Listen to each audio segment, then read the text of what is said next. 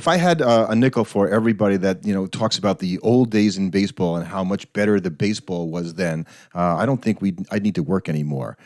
No, I mean, I think it's the pining for the. We've talked about it even somewhat recently with going back into macho baseball, and I think it's interesting because there's a difference between macho baseball and sort of what we're talking about here today, in that we're talking about the quality of the game itself, because I think there are things that the players today are not quite as good at. I think that if you ask the average player to bunt today, I don't think they're quite as good at that as they used to be. Now, that might just be because it's way harder to bunt the pitching today than it used to be. That's a good question, because I think I would probably get pushback from some people. Why is it harder? Well, they're throwing 99 miles an hour.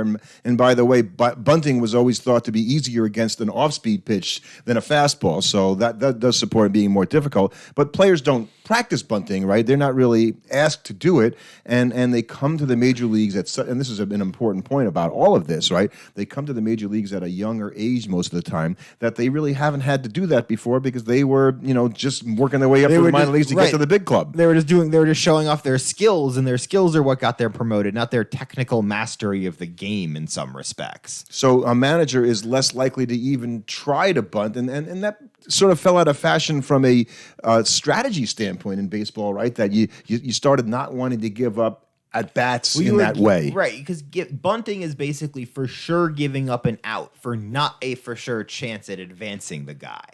Right, and it's only been 2 years now that pitchers don't hit. So basically you had, in every game, if the number 8 hitter or 7 hitter got on base, the pitcher was bunting like 90% of the time for as long as there was, Major League Baseball. And now you don't have that anymore, so you have fewer bunts in general because you don't have that situation. But that's because you only had a guy in the lineup that was so bad that bunting became a better value play than it was otherwise, or is currently. And the statistics and the metrics, tell managers that giving up an out via a bunt is not as good a play, even though for the baseball fan, and when they're watching it, it seems like this is you'll see a situation, you'll say, guy should bunt here, right? They would have bunted, in 1976 or something like that. But was that actually the better play? That's the thing. There's not a guarantee that bunting there is the right decision. And I think it's the same way where, we talk about our guys better defenders today. Well, yeah, obviously, guys are way better defenders today.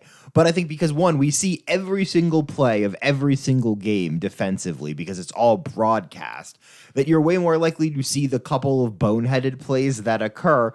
Whereas before, that single play would just be an error in the box score that only the couple of people that were the couple thousand people that were at the game was ever watching the local broadcast might view. That's an excellent point. And I think, so from an athleticism standpoint, I'm with you that there are more extraordinary plays and catches and I don't want to say throws necessarily because I can't evaluate that, but in terms of what you guys still had great guys jumping up and stealing home runs at the rate they do today, 60 years ago. I'm doubtful of that, but I don't doubt that Roberto Clemente had one of the most amazing throwing arms I've ever seen, and no one would contend that, or Dave Parker for that matter, or all these guys, who could really throw the ball, and I don't think that's changed that much. But the players are faster, so throwing a guy out is harder, right? Because the guys are getting there quicker. They're able to make catches on balls that previously they didn't even have a chance at making. Right, and I think the old time baseball fan who's looking at that they don't know the fundamentals and they don't know how many outs and they don't know which base to throw to. There's a shred of truth in all of this. Well, I think it's true. You can look at the defensive, because what I remember used to happen a lot is you used to have a lot of inside the park home runs on those low sinking liners where the outfielder would come in on it, dive for it, whiff on it, and then it would get by him, and the guy would have a guaranteed triple or score. That doesn't happen anymore. They've trained the players not to do that nearly. It doesn't happen as much. It does happen. It does happen, but it doesn't happen nearly as much as it used to. Now you mostly see the inside the park home runs when the ball ricochets off a wall in some wild direction, and the guy has to chase it to try and catch up to it. Right, and I think that the outfielders play in general is they know where to stand, they like they always have, but they can like you said, they can make up ground on a ball that they even misplay. So if you don't see it, they can run it down in a way that the just general athleticism of these guys is better. Now, part of I think the reason why you're seeing such an increase in player skill and player tools is that just like the training, the weightlifting, the programs around getting better at the game are so much better today because being a baseball player is a profession in a different way. It used to be a way that like guys made money back in the day, but you could do that by just being talented and good and better than the people around you. Now everybody is so good that you not only need to be supremely talented, you need to work like mad in order to just keep your spot in the league. We did our episode where we did some of these strange but true baseball stories. Right. Stuff, and Gordon, whatever the guy's name was, who showed up at the tryout with his friend, Right, and he was really and fast. He played softball and he was really fast, and they signed him to a contract, and that's not happening today. No, guys, that would never Open happen. tryouts. They don't go to the ballpark. Let's go to the ballpark. Everybody going to try and make the Mets. No, that's not happening. But that used to happen. They used to find people like that. So I think that's a big deal in why you've seen the general level of the game being played has gone up. Well, and the look, playing youth baseball, right, in an organized way. Not that there wasn't Little League before, but the travel baseball and what's come about in the past 25 the years. industry with the coaches and the training and the methods for that are so much higher, and it's a more international game. I thought, like, when you played youth baseball and all that, you had a coach who was very detail oriented, and he taught me a lot about baseball coaching and playing because he had done it for a long time. And I thought, wow, it's a lot more complicated than the average fan. And I was just a dad playing, and so I learned, from that standpoint, the level of sophistication that you have in a 15-year-old baseball game. So in that respect, that's much more sophisticated than maybe what might have been happening when guys were, running around playing youth baseball after high school, trying to hook on in the summer to keep playing. Not everybody got to play in the Cape Cod League, or something like that during the summertime. So I think that level of consistent teaching and competition can prepare the players in a way that, I think is underrated by people that think about when the players come into the league, they haven't had enough minor league seasoning. Guy used to go down there and he would toil in the minor leagues for 4 years before he could get up to the big club. Right, but the teams were just doing that as much to manipulate service time as That's anything true. else. Yeah, that's and right, because even if the guy was better, you wouldn't bring him up. Where that has finally begun to really not be the now case. They've realized, wait a second, we have an 18-year-old or 19-year-old kid. He might just be good enough to play right away in the majors, and if he is, how are we doing him or our team a disservice by letting him be better than people in the minor leagues? Right. And baseball players, like most sports now, and maybe, I lament this a little bit, and McEnroe talks about this because, he played a lot of other sports before he played tennis. So the focus on the one sport, right? You decide you're going to become a baseball player, and unless you're an extraordinary athlete like Patrick Mahomes or somebody like that, where you can actually do both things at a high level, you still eventually have to make a choice, obviously. Most people just focus on that one sport, whatever it is, and you focus on baseball. You're playing baseball all year long, right? And that's something that didn't used to happen. And that's even in the cold weather, right? places, You're going to go inside and train, and if you're doing that year round from when you're a kid, you're going to get kids that develop at a much higher and faster rate. And then you do that across the world, the potential pool of players to compete in Major League Baseball is so much greater than it once was. Well, and that's only going to help increase the level of the sport. And just, forget about the first second that, how many people are coming to play baseball here that aren't born in the United States, which, right. If you even go back, there's how many people that just weren't allowed to play baseball because of the color of their skin. So you certainly, by increasing the number of people that are participating that you can pull from, the average level goes up as a result as well. But baseball, as it was played in the 30s, 40s, 50s, and 60s, the golden era kind of stuff, in baseball, those guys, had really little competition from the other major sports that would have somebody go and play not baseball because you really didn't get paid if you played the other sports. I think when you look at baseball back in the day, I think something that people are talking about and bringing up, and listeners have kind of commented that, and people when they talk about how it's being better back in the old days, I do agree with them in that I think the narratives were better back in the old days because they were less muddied. It was much more clear who the teams that were going to be in the World Series were, and you could weave a much more romantic tale about the way the season played out due to the pennant races. And so I think that baseball might not have been as high quality of a pure game in terms of the level of play on the field, but I think the narrative of the season was stronger back in the day. I think the way it was covered, as you were saying that, it started making me think about, as we've talked about, the writers would protect the players in ways that they won't do that now. Right. Everybody's looking for a story or an angle, but you wouldn't get a story from a player if you did something that you shouldn't. So you're traveling with the team. And so you're right. It created a narrative. It created a whole feeling, right, that the team had, that season was a narrative in and of itself for your team. And so if you were, and remember the whole thing with, I was talking about this first division and second division teams, all those teams vying for the playoffs back before 1960, when expansion started, there were 8 teams in each league. So if you were in the top 4 teams, you were in the first division. If you were in the bottom 4 teams, in the second division. So you'd have this, you didn't really care about those teams that were, below. Only the teams, like if you're the Yankees and you're vying for a championship, you're just the one team that had a chance to beat you was the only team you had to beat. Exactly. And it was interesting. I found a very interesting website that kind of goes back through the ages, showing down the division races and the pennant races throughout all of the different decades based on, how many games whatever team was, up by at the end of the month, each month.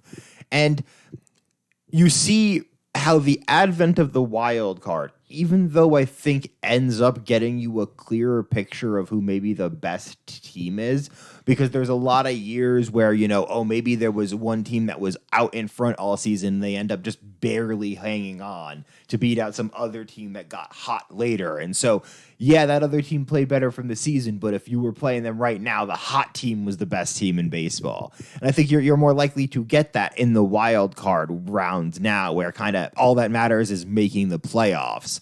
And that has devalued the regular season a little bit. But I think more than anything, it's devalued the narrative of the season. And what an excellent point that is. You're right. So if the Yankees, when the Yankees won all those, and we talked about this, all those World Series and that, and so they won from 36 to 39, they won from 49 to 53, and they were in the World Series and won 41 and 43. So all those years, there were no other American League teams in the World Series, and you had the few years in between where maybe Cleveland got in there, or the Red Sox, got in there to play for the World Series and not win it. And basically they own that. And it was kind of boring if you were like the Tigers or the Orioles and you weren't getting in there. You didn't have a chance. But that's where the benefit of time plays on the side of that, because when you look back on it through, with the lens of nostalgia, plastered over it, you only remember the good playoff rate, the good pennant races. You remember the ones like in 51 where the Dodgers collapsed down the stretch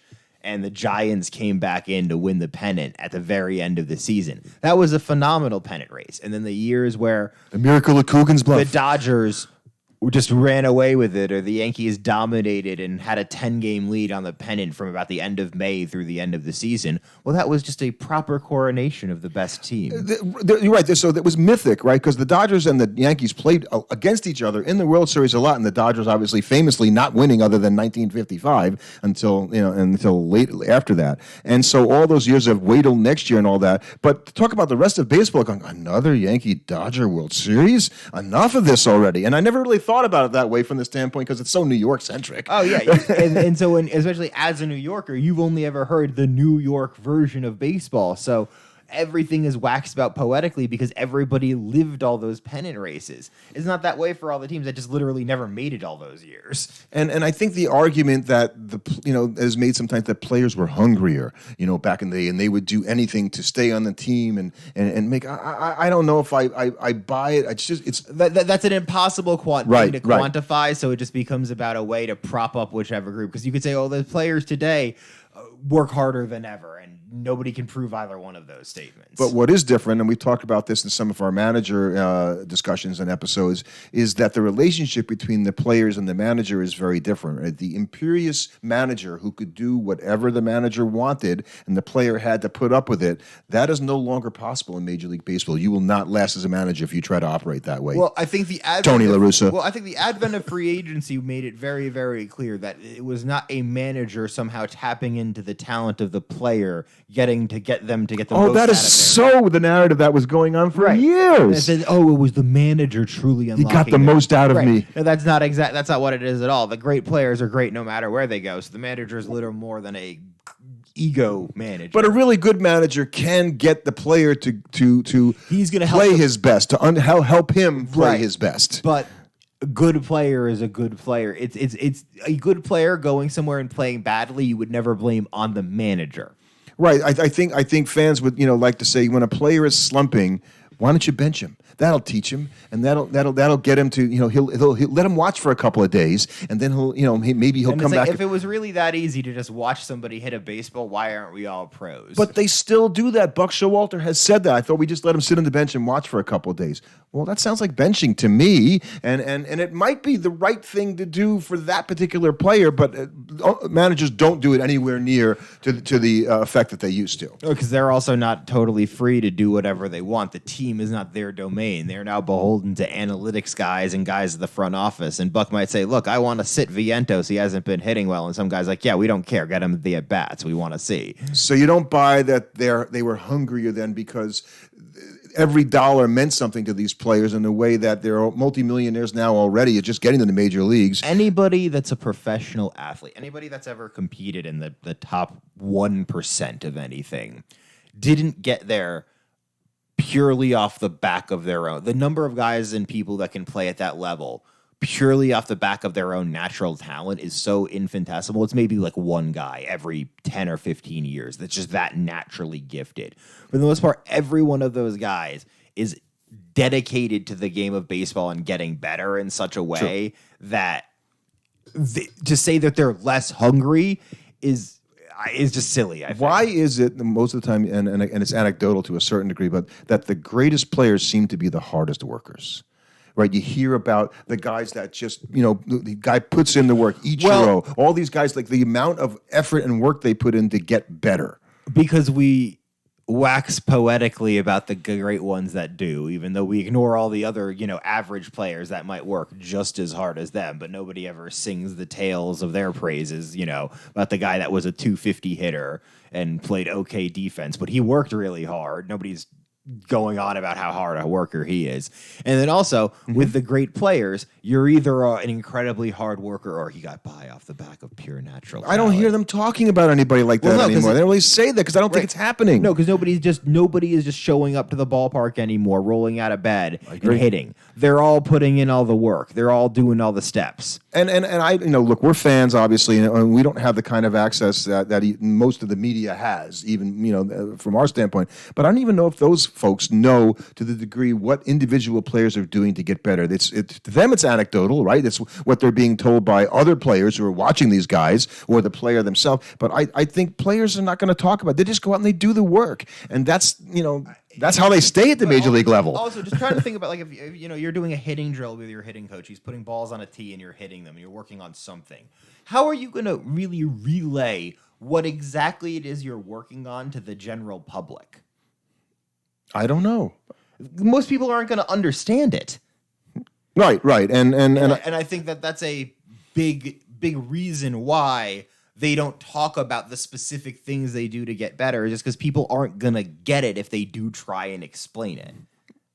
No, they're not going to get it. Exactly. So I think you're going to see, I think I would love to see Hard Knocks for baseball. It would be boring. Would it though? Yeah. Wouldn't you thought watching training camp for football been boring? You wouldn't want to watch. You wouldn't want to have the cameras. Oh, I'd want to watch. You wouldn't want to have. You would want to. Don't get me wrong. It would be so interesting. I'd want to watch to see some of the things the players are doing and those young guys are doing, trying to get better for the preparation in the season. Don't think that MLB hasn't been thinking about this. They just haven't figured out how to do it yet. I would think it is an interesting idea.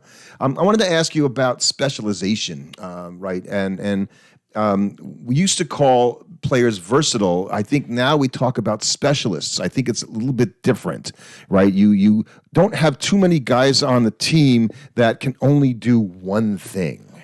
Well, yes, because you don't make the major leagues if you can only do one thing. So are today's guys that are specialists used to have your loogie, right?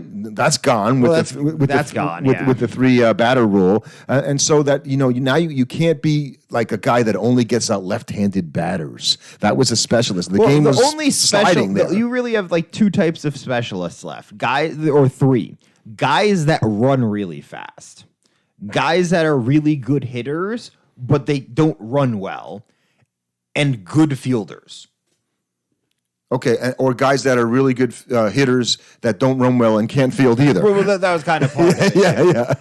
Yeah. Basically, you have all of those guys that are so one-dimensional in their game that their only value is to play in single instances and to fill in when your team stinks, a la the Mets and Tim LeCastro. So I think you've kind of gotten rid of being a specialist because you can't just being a guy that's super fast.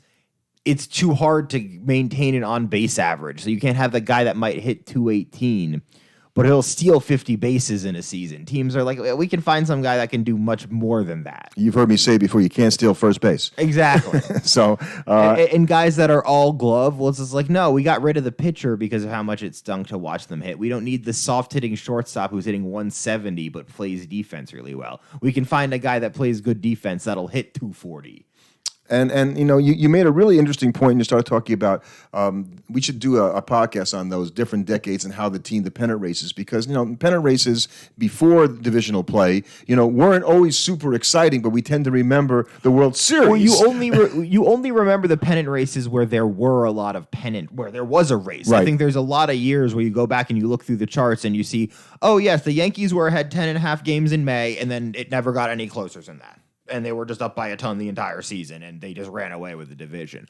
But in that year, we look at it as the rightful team being crowned the king of the American League. So true. So maybe you get the World Series. Well, the two best teams in each league won the league, and then if a team play for it. Then you have a team that stumbled down the stretch and they lose it in the last month of the season. Well, they collapsed. They didn't deserve to be in the World Series. Either way, it looks good for that sort of pennant race. And you were saying that, we had 2 8-team leagues. Then the Angels came in and the Twins in 61, and the Mets and the Astros came in. So now you have 2 10-team leagues. You added 4 more teams in 69. Now you've got 12-team leagues. And that's in 69. That's when they started divisional play. And you said that might have been the most interesting playoff scenario ever, right? Because you had 2 division champions in each league that would play in the championship series, National American League, right. And then they go to the World Series. So by splitting it into the four divisions overall, you were almost guaranteed to have one of them be a race. One of them was going to be close down the stretch. You were always going to have an interesting thing. Oh, okay, who's going to be the other team playing for the championship series? Secondly, it still rewarded a really good regular season play because you only had to beat one team to get to the World Series, but it didn't put you in the weird position. And this is, I think, why you had the advent of the wild card, where you'd have some years where like the winner of the National League East would win like 100 games, and then the winner of the National League West would win like 80 something games, and you're like, oh wow, both of these teams have an equal chance to go to the World Series. That doesn't feel right. It doesn't feel right, but they both won their division, so it was easy enough to tolerate. Then when you added the third division, and now you kind of need a wild card, because it made sense for the wild card, because it really did stink when the 2 teams in one of the divisions finished with a better record than the division winner of the other one. And you're kind of rewarding the best team for having them play the wild card, so you get the easier team per se. Right. But all you've really done is made them play more games to try to win the World Series. Is what's going to happen now. It gets tough. But I also think that now that you've expanded to having so many wild card teams, your regular season performance is almost irrelevant. Yeah, well, I don't know about irrelevant, but in terms of you can have, like we have this year, 6 teams in it for 3 spots on the wild card with 2 weeks to go in the season. I mean, that just didn't happen. The Braves' fantastic regular season performance gives them the exact same chance to win the World Series that the team that's going to squeak into the 3rd National League wild card spot gets. Because you're not going to give them any. They get no free wins for being the best record in the league. So they get no extra. They do get to play one less series. They get to play more games at home than the other team, which has always been part of Major League Baseball. But other than that, you get no you're already like the golf thing where you spotted three shots or something like that. You don't get that. No, you just have to play. Right. So and I think that the managers are trying to employ tactics that are with the players, in terms of their understanding of what the players can do, and they're not going to go against what they know the players is. Oh, in regards to bunting and stuff. Yeah, they're not going to do that. They know that. No, they're not going to. You're not going to have if Francisco Lindor gets up with 1st and 2nd and nobody on in a 1-run ball game and it's the 8th inning. Showalter's not going to have him bunt. No. And so these managers, when they don't get to employ strategy, and I think that's also something that the baseball fan, if they think of the way that it used to be, Gil Hodges and his strategy, Right, but you again, don't get to do that. But that's because you only remember the instances where he did anything. Right, most of the time he's just sitting there. Most of the time, watching the game like everybody else. Right, exactly. And he was like, okay, let's bunt, and the guy bunts it right back to the pitcher, and nobody's all talking about how Gil Hodges is now bad at strategy because the guy messed up bunting. And do you think, and so this crossed my mind also in terms of why we think that there's a romantic notion about baseball used to be better. And I think part of it was identity of players, so that, the players would spend their entire career and didn't move around nearly as much once free agency happened, obviously. And so that you would identify a player with the team, even if it wasn't. Ed Kranepool played 19 years for the Mets, his entire career. He was a decent ball player, nothing better than that. But because he played his whole career for one team, you have this, Ed Kranepool's a Met for life. And guys don't do that as much anymore, and they move around too much. So I think you lose your identity a little bit, and that makes people feel like, it isn't as good as it used to be, because you don't have those kinds of situations happen anywhere near as much. It's hard for me to be thinking anybody's looking back going, what really made baseball better back in the day was Ed Kranepool and his 240 average. Talk to a Met friend from back in time. But that's them. Okay, that's just. But that's why you think baseball was better in some respects, because. Well, you're not. That's not even better. You're just saying my favorite player. Yeah, back or romantic notion about a player. Right, and I think you're more likely to get into those romantic notions about playing baseball in the past because you only remember what you want to remember about that. But I think if we're purely looking at the quality of baseball play today, there's no doubt it's better. There's no doubt it's better. But I mean, maybe you disagree, and if you do, reach out to us, contact us. We want to hear from you. Please follow us, subscribe. We appreciate everybody out there that listens, and we hope to hear from you guys. Yeah, thank you. Thank you for listening, and thank you for bringing up questions to us that make us go, I'm not sure, that I can. Questions we want to talk about. Yeah, and we will talk about them. Thank you.